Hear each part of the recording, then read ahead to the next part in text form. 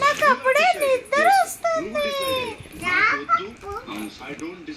భోజనం తర్వాత కొంచెం సేపు కొనుక్కో, చాలా మంచిది.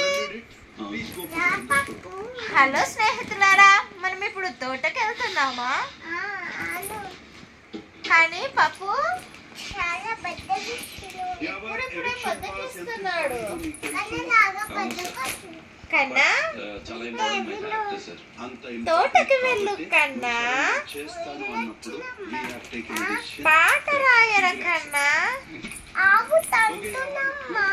నీటిని చేదు కన్నా, పూలు కోయర కన్నా,